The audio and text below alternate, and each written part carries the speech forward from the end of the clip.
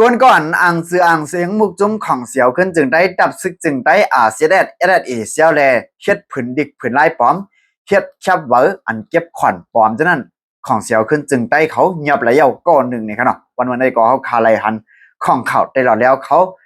เราลาดไว้นั่นเลยให้งานมันขนาดเนาะเลยลองตั้งเขาคนไหนมีจังหือเปลี่ยนจังหือไหนเขาขามาทำยินกว่าจำกันเลยเมื่อได้ก็ถึงมาวันที่6ในเดือนออกัสอันนั้นก็เดือนที่8ปี2026ครับเนาะเกี่ยวกับไปลองข่าวเงาในก็มือว่าก็ในสื่อข่าวได้แล้วเขาก็เลยให้งานก็ยันว่าในโจพ่องวงวางในเดือนจุดป่นมาในครับเนาะเลยในเดือนจุลายป่นมา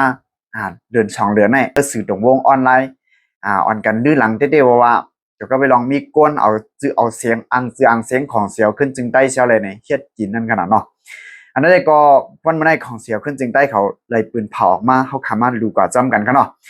และในผืนดิกของเสียวขึ้นจึงได้เขานั่นเตรียมว่าจริงยับเลย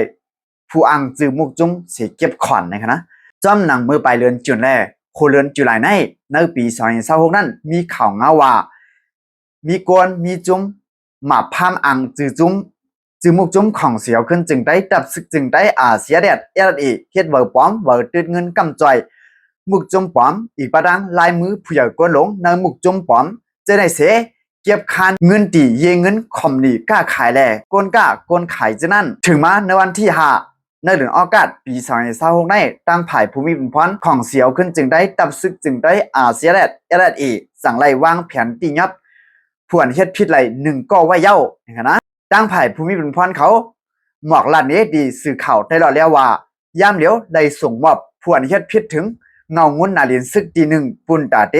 17ถามเมควักค้นหาผู้ห่มเฮ็ดผิดเที่ยงในอยู่เย้าเนี่ยครับเนาะอันนั้นได้ก็ได้เป็นข้องเขาได้แล้วเขาทายงานไว้นั่นขนาดนะหลายๆหัวย่อยหัวย่ำมันได้ก็คำไปปืนเผาป้าค่ะเนาะจือว่าหือบ่ยอตีอยู่ตีหลเป็นเจ้าคือสังจากว่าเขาไปได้ปืนเผาค่ะเนาะพอขามาด้วยดีกันได้ก็ยืมย้ำว่ามันได้มีหลายๆเกาะหลายๆก้นอยู่ค่ะเนาะอันโฮมเสียวเลยเชียสร้างอันอังเสียงมุกจุ้มของเสียวขึ้นจึงได้ดับซึกจึงได้เสียวได้เฮ็ดสร้าง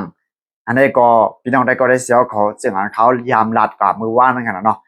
สั่งว่าหันผืนดิกผืนไล่อันหลักอันไล่ใช่ไหมจุก็ไปลองซึกจุ่มเลยเสียมว่าเขาทัดด้วยลีนั่นขนาดเนาะเพราะว่าการย่านปลอมให้ไหนเนี่ยมันตุ้มเตอจือเสียงมุกจุ่มเสียมก็ทางรองหนึ่งตั้งหนึ่งก็เขาขาสั่งซุ่มเงินซุ่มคำย่อนมันค่ะเนาะย่านนั้นบีวินน้องได้ก็ได้เสียวเขาให้ได้คู่ขึ้นดันกันเพิ่มมันค่ะเนาะได้เกี่ยวก็ไปลองข่าวเงาโหในมันดีคืบหน้าจึงหือเที่ยงอยู่ที่สื่อข่าวได้แล้วเขาแลของเสียวขึ้นจึงได้เขาได้ปืนเผาออกซึ่งหือเที่ยงเนี่ยเขาขาดจำกันมาหับถมยินกว่าจำกันกันเนาะเอาค่ะมาสุ่มตังหมดตังเสียงค่ะเก็บสุกปืนเพขาวหยอดอิน